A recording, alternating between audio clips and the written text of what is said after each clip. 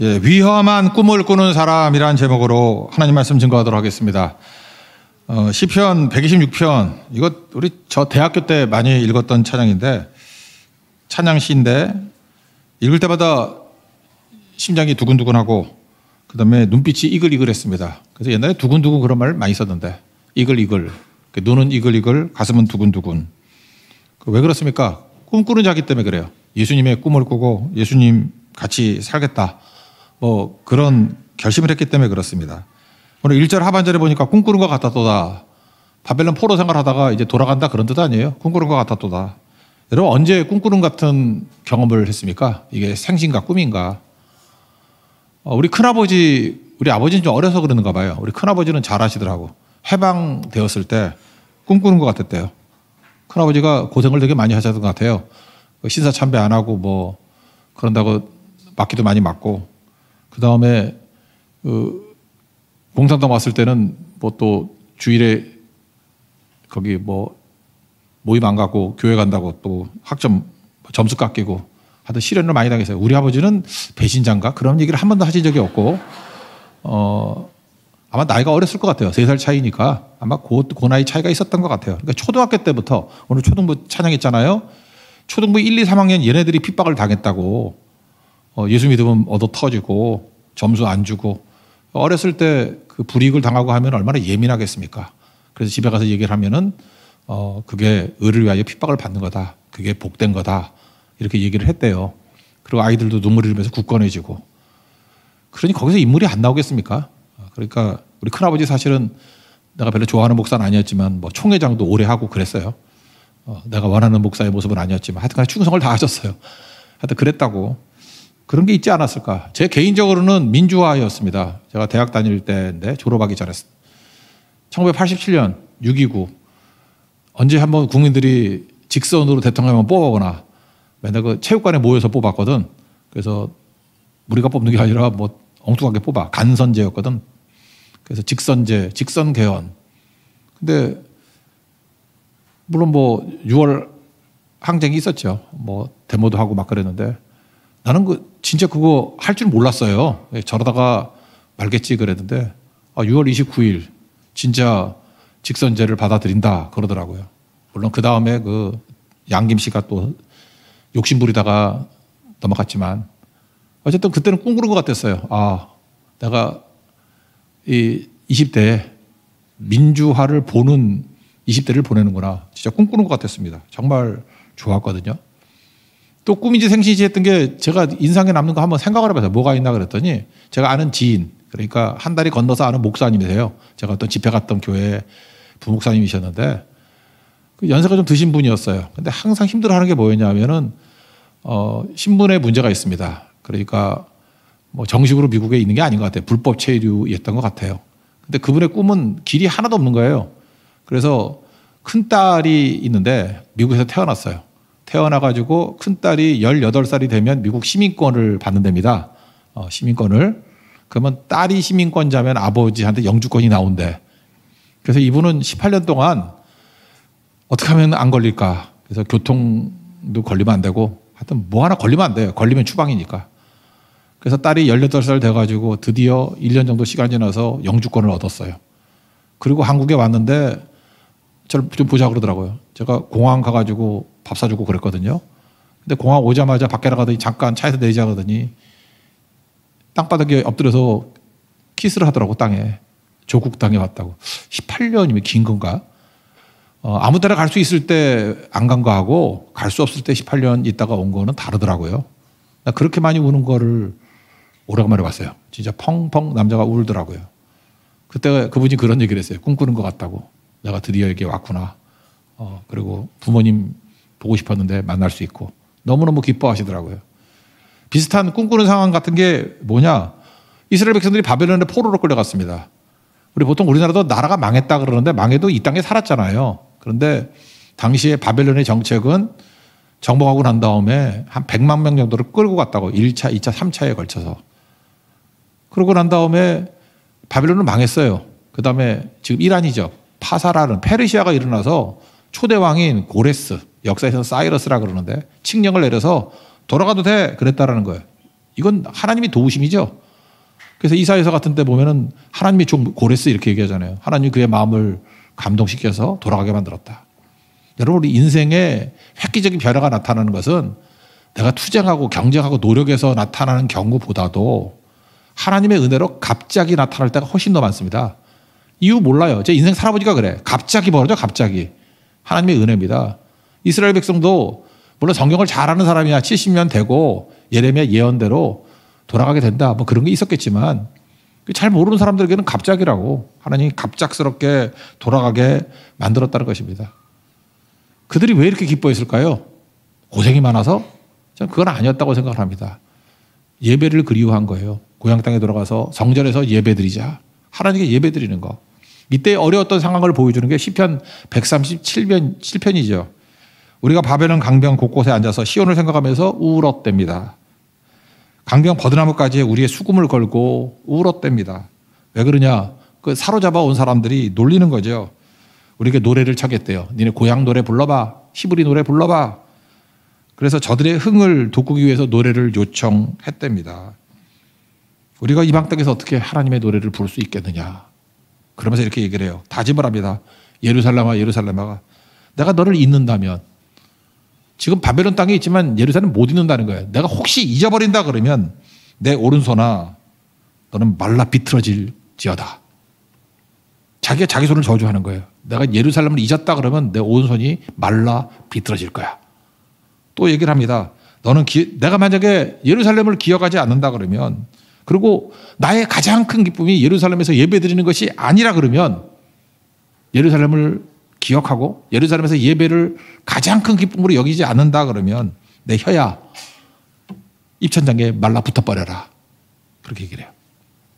그러니까 무슨 얘기입니까? 그들의 소망은 예배였어요. 예루살렘에 돌아가서 하나님 앞에 마음껏 예배 드리는 것. 겉으로 볼 때 수모당하는 것도 있었겠죠. 어려움도 있었겠죠. 그러나 그런 어려움이 그들에게 문제는 아니었고 잃어버린 예배에 대한 기대와 기도, 그게 그들을 기다리게 만들었다는 것입니다. 그리고 하나님 백성들이 품어야 될 것들이 뭐냐? 예배가 황폐해진 거예요. 기도가 황폐해진 거. 그거 붙들고 나가야죠. 100만 명이 끌려갔습니다. 근데 돌아와도 돼. 1차, 2차, 3차에 돌아온 게 5만 명밖에 안 돌아왔어요. 근데 5만 명이 이스라엘의 역사를 만든 거예요. 그 5만 명이 껴있는 겁니다. 나는 우리나라 역사를 보면서 제일 안타까운 게 뭐냐면 일제 35년 동안 뭐 햇수로는 36년 만으로 치면 35년이죠. 35년 동안 그 해방되기 3, 4년 전에 변절했던 민족 지도자가 있어요. 정말 훌륭한 분이거든요. 정말 우리 민족의 정신적인 지주였어. 최남선, 이광수. 변절했죠. 어떻게 최남선이 변절을 해? 이광수, 그 똑똑한 사람이 어떻게 변절을 해? 이광수 무정 쓰고 지금도 읽어봐요. 천재. 해방되고 나한테 물었습니다. 왜 변절했냐고. 해방될 줄 몰랐대. 인재가 뭔지 알아요? 믿음입니다. 믿음 없으면 변절해요. 그날이 온다라는 거. 하나님이 약속하신 그날이 온다는 거. 그래서 의를 위해서 핍박받다가 죽더라도 기다리는 사람, 그 사람에게서부터 하나님의 역사가 벌어지는 거지. 약속이 흔들리니까 다 흔들려 버리는 거예요. 우리 마음, 멘탈부터 무너지는 거예요. 그러니까 여러분들 믿음이 있어야 됩니다. 하나님이 약속하신 건 반드시 성취된다. 그날이 온다. 그저 우리가 본향에 돌아가서 하나님과 함께 누릴 날이 올 것이다. 그게 믿음이라는 것입니다. 그거 붙들어야죠. 1절 여호와께서 시온의 포로를 돌려보내실 때 우리는 꿈꾸는 것 같았도다. 누가 이걸 누리죠? 믿고 기대했던 사람. 그 사람만 돌아가더라는 거예요. 여러분 소원이 뭡니까? 예배 드리는 게 소원이 되면 제일 좋습니다. 예배 하나가 살면 나머지는 다 살아나요. 근데 거꾸로 나머지가 다 살아나도 예배가 죽으면 이스라엘의 남북 이스라엘 역사를 다 살폈잖아요. 망하는 겁니다. 여로보암 2세 때 최고 전성기였지만 망했잖아요. 그래서 예배부터 사는 거예요. 모든 것이 시작이 다 예배부터. 예배가 부흥이 일어나면 여러분 가정도 살고 사업도 살고 학업도 살고 여기서 인물이 막 나와요. 옛날에 신망이들이 그런 얘기를 하대. 산에 가서 산삼 뽑을 때 산삼이 여기 한 뿌리 저기 한 뿌리 나는 게 아니래요. 몰려난대요. 산삼이 하나 있으면은 멀리 안 간답니다. 그 주변을 샅샅이 드신대. 산삼은 몰려서 나는 거예요. 오성과 한음이 한 마을에서 자랐습니다. 오성과 한음이. 인물은 한 마을에 나오는 거예요. 여기저기서 샤르트라고 시몬 드 보바르 그 동네 사람이었어요. 물론 둘이 뭐 결혼도 뭐 이론상의 결혼이죠. 뭐 그런 거 했고. 하여튼 인물들은 몰려나요. 하나님 백성들은 여기서 인물이 몰려나는 거라고. 그래서 여기저기 흩어지려고 그러지 말라고. 모여있으면 거기서 각 분야의 인물들이 다 나온다고. 하나님께서 그렇게 일하신다는 것입니다. 450장 내 평생 소원 이것뿐 주의 일하다가 이 세상 이별하는 날 주 앞에 가리라. 우리 그런 인생이라고요. 여기서 결판을 하는 게 아니라 그러니까 주의 일 열심히 하고 주께 예배 드리다가 다 되었다. 그러고 주님 앞에 서는 거. 그게 본향을 향해 가는 인생의 모습이라는 것입니다. 만약에 그들이 이 땅에서 마태복음 6장에서 예수님이 경계했던 거와 마찬가지로 무엇을 먹을까 무엇을 마실까 무엇을 입을까 이게 목적이었다 그러면 바벨론이 경제적으로는 더 잘 살잖아요. 거기에 타협하고 살면 되지. 그들이 왜 귀환을 했죠? 바벨론 포로에서 귀환했던 이유가 뭐예요? 그 5만 명 정신이 살아있어요. 하나님 앞에 예배하는 자로 서겠다. 그 사람만 돌아온 거라고. 여러분 하나님의 역사에 있어서 나는 예배하는 자로 살겠습니다. 이 결심이 없으면은 여러분 95%예요. 지금 피 5개에서 지금 이란 사람 중에 하나, 뭐 아프가니스탄 사람 중에 하나, 뭐 5개 있겠지. 그들은 뭐 아무것도 아니었어요. 돌아온 사람이 정통이고 그들을 통해서 교회가 세워지게 되고 그들을 통해서 일어서게 된다는 것입니다. 우리의 소원이 예배하고 주의 일 하다가 주님 앞에 서는 것, 그것이 되는 하나님의 정되기를 바랍니다. 원하고 바라고 기도합니다 그러잖아요. 하나님의 꿈이 나의 비전이 되고 그러면 돼요. 언제나 그 비전이 흔들리지 않는다 그러면 최고의 것이 될 수 있다라는 것입니다. 옛날에 김중곤 목사님이 그리스도의 계절 이런 거 작사하고 작곡하고 했는데 옛날에 멋지지 않아 이런 거 불렀어요. 맨날 젊은이들이 뭐 BTS 뭐 이런 거 안 불렀어요. 뭐 그죠? 그런 거 안 하고 우리 인생 가운데 제일 중요한 게 그리스도의 계절, 민족의 가슴마다 우리는 다른 사람 생각했다. 피 묻은 그리스도를 심어. 어떻게 그런 생각을 했는지 모르겠어. 푸르고 푸른 그리스도의 계절, 예수님의 계절이 오게 하자. 주의 청년들이 예수의 꿈을 꾸고 그 다음에 인류 구원의 환상을 보게 해 주십시오. 한 손에는 복음 들고 한 손에는 사랑을 들고 온 땅 구석구석 누비는 그런 나라와 민족이 되게 해달라고. 이거 목이 터져라 불렀다거든요. 그리고 실제로 그렇게 살았습니다. 갔습니다. 그러니까 세상이 뒤집히는 거잖아요. 그런데 이런 꿈이 있어야 됩니다. 결국은 100만 명 중에 돌아온 사람은 누구냐? 꿈 가진 사람이 예수의 꿈, 예수의 심장 가진 사람만 돌아오게 되었다는 것입니다. 제가 보츠와나 선교사 김혜영 선교사 얘기를 했죠. 병원도 짓고 학교도 짓고 다 지어놨는데 지금 다 폐허가 돼가고 있어요. 이유가 뭐냐? 젊은 선교사가 가는 사람이 없어요. 이런 때가 우리 민족에도 한 번 온다 그랬죠. 오잖아 지금. 다시 기도해야죠. 여기 어린이들 좀 헌신했으면 좋겠어. 엄마들은 반대하겠지만 원래 엄마를 뛰어넘어야 인물이 되는 거예요. 그죠? 제가 지금도 기억나는 게 있는데 온누리교회 1호 선교사님이 이름 얘기해도 되나? 최성수 장로님이에요. 의사인데 내가 그때 그 목사님하고 얘기 나와서 잘 알아. 그때 왔을 때 옛날에 그 평신도들 잘 안 나갔는데 거기 1호 선교사가 의사야 의사. 요즘에도 의사 잘 살지만 옛날에 더 잘 살았어. 의사가 많지 않았기 때문에. 의사인데 그 와이프가 제일 편하더라. 의사 와이프. 내가 볼 때 의사는 괴롭겠더라고. 수없이 많은 일을 해야 되는데 허리 아프고. 근데 와이프는 돈만 잘 쓰고 잘 놀고 먹고 하더라고. 누가 쇼킹하게 됐냐면은 그 부인이 충격을 받은 거야. 이제까지 잘 먹고 잘 살았는데 이 남편이 예수를 잘못 믿더니 위험하게 믿네. 중국 선교사로 간다 그러니까. 그래서 하영조 목사님 제 기억에 4번 찾아왔대. 남편 좀 말려달라고. 내가 건족이냐고. 그러다가 5번째 오셨대요. 와가지고 목사님 기도해달라고. 또 말려달라고? 그게 아니라 내게 힘달라고. 어차피 여기서도 밥 해줬는데 중국 가서 밥 해주면 되지. 그러고 난 다음에 이 사모님이 생각이 다 바뀌어버리니까 나도 중국 가서 뭘 해야 될 거 아니야. 그래서 미용 배우고 뭐 이것저것 배워가지고 제가 알기로는 그 최선교사님 이후에 중국 선교 그때 초창기였거든.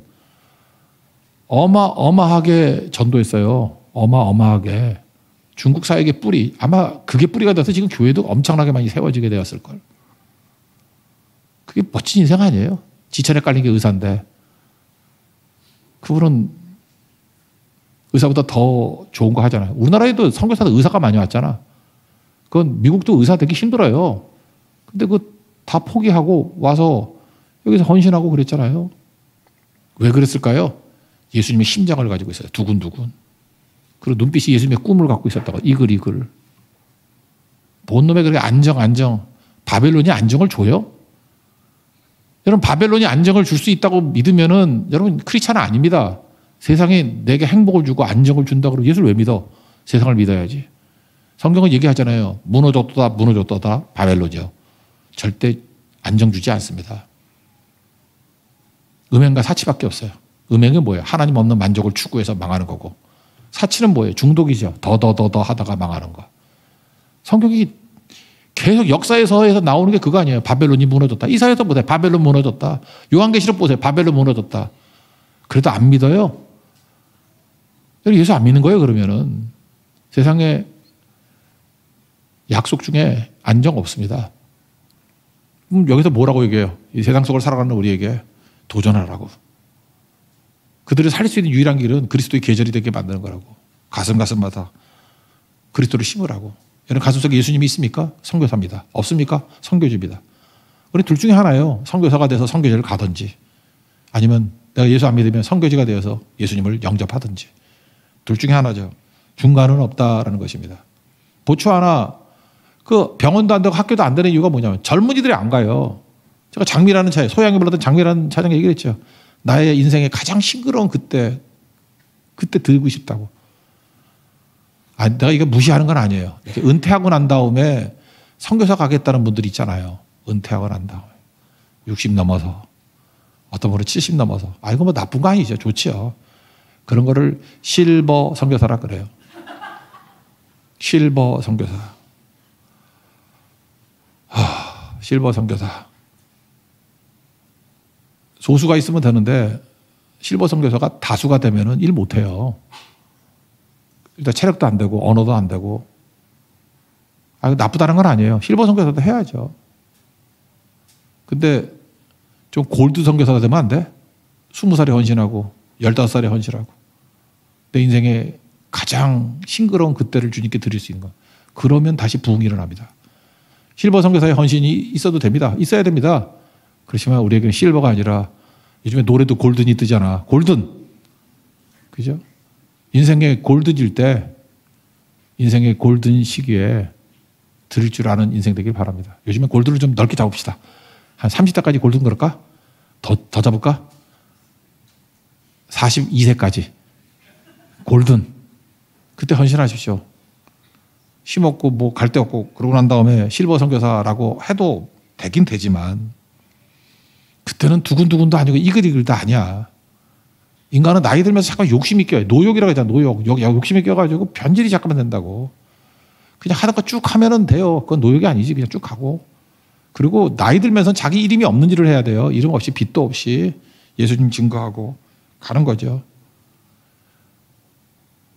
나는 요즘에 그래요. 이렇게 설교를 하면 성도들이 그렇게 편안해하는 것 같아. 평화를 누리는 것 같고. 하나님의 꿈을 선포하면요, 하나님의 꿈은 위험한 꿈이에요. 아까 최성수 장로님 얘기했잖아요. 그 의사가 앉아서 못 견뎌서 선교사로 나가야 될 만큼 위험한 꿈이라고. 나는 우리 교회가 위험한 교회가 됐으면 좋겠어요. 자꾸만 위험해야 돼. 여기서 위험한 얘기가 나오고 저기서 위험한 얘기가 나오고. 여기 우리 두 분 장로님 지금 피택됐잖아요. 장로 할 생각은 안 하고, 목사님 다음 주부터 중국으로 갑니다. 안 갈 것 같아. 그죠? 그러니까 보통 사람이지 뭐. 막 그런 일들이 막 나와요. 여기저기서 스토리가 나와요. 스토리가. 저렇게 살 수 있구나. 하나님이 그의 인생을 막 뒤집어 버리는구나. 그리스도의 계절을 만들기 위해서 저렇게 하나님이 사용하시는구나. 그런 것들이 나와야죠. 초대교회는 다 그런 얘기 아니었어요. 저거 믿지 않을 것 같은 사람이 믿는다 그러고, 핍박자가 전도자가 됐다 그러고, 안디옥 교회 같은 데는 교회 지도자 제일 훌륭한 사람들 바나바, 바울이 선교사로 나간다 그러고, 막 이런 일들이 막 나와야죠. 예수님밖에 없어야죠. 나머지는 다 죽고. 예수님의 꿈. 그러면요, 마귀가 손도 못 댑니다. 요한일서 5장 18절. 하나님께서 그를 지키신대요. 악한 자가 그를 만지지도 못하느니라. 믿습니까? 사명으로 불타는 사람은 하나님이 지켜주시기 때문에 위험한 꿈을 꾸는 사람은 마귀가 뜨거워 그러면서 만지지도 못한대요. 여러분 만지는 게 아니라 갖고 놀죠 지금. 저글링 하자 이렇게 갖고 놀. 만지지도 못하느니라 그런 모습이 있어야 된다라는 것입니다. 2절에 보니까 그때 우리 입에는 웃음이 가득하고 우리 혀에는 찬양이 찼도다. 그때 뭇백성 가운데 말하기를 여호와께서 그들을 위하여 큰일을 행하셨도다 하였도다. 이렇게 놀라운 꿈은 내가 이루는 게 아닙니다. 하나님이 큰일을 행하신 거예요. 하나님이 일하시는 겁니다. 그러니까 우리 인생 가운데 내가 뭘 했다 그러지 말고 내 인생은 순종을 통해서 하나님이 일하신 것을 봐야 돼요. 이거 3차 귀환 중에 126편 언제 쓴 거예요? 1차 때라고. 퍼스트 펭귄 되십시오. 처음 시작하는 거. 처음 시작해서 나아가게 되는 거. 그게 꿈꾸는 거죠. 교회 이전하고 통합하는 문제. 저하고 좀 있어 보면 알지만 저는 한평생 뭐 교회 건물에 대해서 묶이는 거 좋아한 적이 없습니다. 나는 뭐 아무리 할 수 있다 할지라도 교회 건물 안 짓고 빌려 쓰면 된다 그런 사람이었어요. 건축도 좋아도 안 하고. 내가 건물에 묶일 사람이 아니에요. 그런 것도 아니라고. 교회를 원래 구입하러 갔는데 통합을 하자라는 제안이 왔습니다. 별 관심 없었습니다. 예. 사야지 뭐. 색채가 다른 교회 뭐 합쳐지는 게 뭐 좋겠나. 뭐 이렇게다가 꽤 오랫동안 기도했습니다. 그러나 하나님의 뜻이라 그러면 순종하기를 원하고 하나님의 뜻이 아니라 그러면 강권적으로 막아달라고. 그러다가 제가 그 교회를 간 적이 있습니다. 아침에 갔는데 기도하다가 하나님이 그걸 보여줬는지도 모르겠어요. 차를 대서 들어가려고 그러는데 차를 꺾어서 들어갈 수가 없어요. 이유가 뭐냐. 교회 앞을 거의 내가 볼 때 청년이에요. 청년들이 지나가는데 끊어지질 않아. 계속 한 10열 종대로 오는데 쫙. 그러니까 지하철에 내려가지고 뭐 어디 출근을 하는 사람들인가 봐. 그래 물어봤어요. 여기 아침에 몇 명 지나갑니까? 5만 명이 지나간다. 홍대 여기는 세 발의 피야 여긴. 이건 여긴 사람 없는 거예요. 여기는 황무지야 황무지. 그때부터 기도했던 게 바로 이거구나. 그래서 제가 항상 생각했던 게 뭐냐면 편의점 교회였거든요. 그래서 우리 교육자들도 만약에 이전이 된다 그러면은 교육자 출근도 2가지로 하려고 그래요. 그래서 오전반 오후, 그러니까 간호사 같이. 나중에 3교대 할 수도 있어. 8시간씩 이렇게. 뭐 24시간. 내가 보니까 거기에 출근할 때 5만 명, 갈 때 5만 명, 10만 명이 왔다 갔다 해. 낮에 있을 거 아니에요. 그래서 각 교회를 세워서 점심 때도 예배 드리고 저녁 때도 예배 드리고 매일같이 철야하려면 철야 예배 드리고 그래서 밤에도 근무하고 그 편의점 24시간 하잖아. 교회 건물 덩그리 넣어놓고 뭘 놔둬요. 거기밖에 없어요. 얼마든지 할 수 있죠. 그래서 대만 선교 하듯이 고성 선교 하듯이 매일 아침 점심 저녁으로 코리안 파티하고 몇 사람이 하면 죽겠죠? 그럼 교인 줄어서 안 되잖아. 그러니까 처음에는 한 일주일에 한 번씩 정도 봉사하고 나중에 한 달에 한 2번, 나중에 한 달에 한 번 정도 될 정도로 로테이션 하면은 제가 볼 때 그 어마어마하게 일할 수 있는 그런 것들이 보이더라고요. 근데 그것 때문에 사실은 기도가 바뀌기 시작하더라고요. 하나님 뭘 보여주시길 원합니까? 전 사실 이거 홍대 세교회도 여기 왔을 때도 홍대를 변화시키고 청년들 변화시키다 그러는데 뭐가 잘 안 맞는 게 뭐냐면 여기가 유동인구예요. 머무르는 사람이 아니고 왔다 관광객들이고 뭐 이래서. 그래서 딱 맞아 떨어지는 것 같지는 않더라고. 위치만 홍대지 홍대하고 하기가 쉽지가 않겠다. 그래도 저는 기여했다고 생각합니다. 우리 교회가 있고 북동방송이 있고 그러다 보니까 이쪽이 방어가 됐죠. 원래 저쪽에 그 술집들 뭐 무슨 포차에서 유명한 포차들 되게 많잖아 이게. 그 사람들이 또 뭐라 그럴까 모르겠다. 나는 우리 때문에 망했다고 생각해. 우리 엄청난 기도 있잖아. 그죠? 금요철 때마다. 지금 텅텅 비었어. 다 빈집 돼버리고. 사실 이 땅에 있어도 그거 지킨 거죠. 우리뿐만 아니라 많은 교회가 들어왔어요 여기. 그래서 사실 상권은 죽고 영적으로 지키는 것이 됐죠. 참 극동방송 중요한 것 같아요. 극동방송 위와 아래가 영적으로 달랐어. 그 위쪽에는 좀 타락해도 그 아래쪽은 또 살아있고. 그러니까 하나님께서 일하시는 게 그렇게 다르잖아요. 그리스도인들은 어디 가든지 빛이 되는 역할, 그 일을 해야 된다는 것입니다. 이스라엘 백성들 5만 명 돌아왔는데 처음에는 몇 명 안 돌아왔어요. 1차 돌아온 사람이 기도하는 이야기가 나옵니다. 그때 뭐라고 기도하느냐? 4절인데 여호와여 우리의 포로를 남방 시내들 같이 돌려 보내소서. 너무 소수가 온 거야. 그래서 하나님 이렇게 와가지고는 여기 예배 회복을 못합니다. 더 많이 오게 해주세요. 그래서 2차, 3차까지 와봐야 5만 명이었어. 처음에는 1000명도 안 돼요. 몇백 명 왔어. 남방 시내라는 게 무슨 뜻이냐 하면은 와디라 그러죠. 지리에서 배우죠. 와디. 보통 때는 물이 없다가 그 비가 오면은 갑자기 물이 엄청나게 쏟아지는데요. 저는 미국 가가지고 그 라스베가스 가면 거기서 조금만 올라가면은 후보댐 옆에 모하비 사막이 있거든요. 자동차도 모하비 있죠. 거기서 딴 거야. 모하비 사막이 있는데 거기 가면은 그 마른 강이 있어요. 와디야, 와디. 근데 거기 벽에 뭐라고 써 있냐 하면은 여기는 절대 캠핑하지 마시오. 말라 있는데 물이 10m 정도까지 올라가는데 3분 걸린대. 거기 써 있어. 경고가. 3분 만에 물이 차올라서 죽을 수 있으니까 여기는 캠핑하도 안 되고 걸어도 불 오는 거 보고 불 오면 빨리 뛰어 올라가래. 그런데요. 남방 시내가 네게부 사막에 있는 와디라는 뜻이에요. 지금은 메마른 땅이에요. 아무것도 없는 땅인데. 그들이 그걸 봤잖아요. 순식간에 홍수같이 엄청난 물이 흐르듯이 남방 시내같이 돌려보내줘서. 그러니까 어떻게 오라는 거예요? 떼거지를 몰려다 오게 해달라고. 이들 기도입니다. 우리도 부흥을 위해서 기도해야 되고 일꾼을 위해서 기도해야 됩니다. 그게 바로 뭐예요? 남방 시내들같이 돌려보내옵소서. 나는 이 기도 때문에 2차, 3차 왔다고 생각을 해요. 기도입니다, 기도. 아까 얘기했죠. 매일같이 코리안 파티 하면은 여러분 하다가 다 죽어요. 순교한다고. 그러면 못한다 그러지 말고 남방 시내들 같이 돌려보내옵소서. 그러면 사람들이 모일 거 아니에요. 또 그 헌신하고. 그래서 각 분야마다 살릴 수 있는 사람들이 있다라는 것입니다. 5절, 6절. 눈물을 흘리며 씨를 뿌린 자는 기쁨으로 거두리로다. 울며 씨를 뿌리며 나가는 자는 반드시 기쁨으로 그 곡식단을 가지고 돌아오리로다. 농사 지은 분들은 좀 아실 것 같아요. 너무 어려워요. 그럴 때 종자가 있잖아요. 종자. 이 종자를 뿌릴 것인가 먹을 것인가. 그 엘리사 시대 때 과부도 있잖아.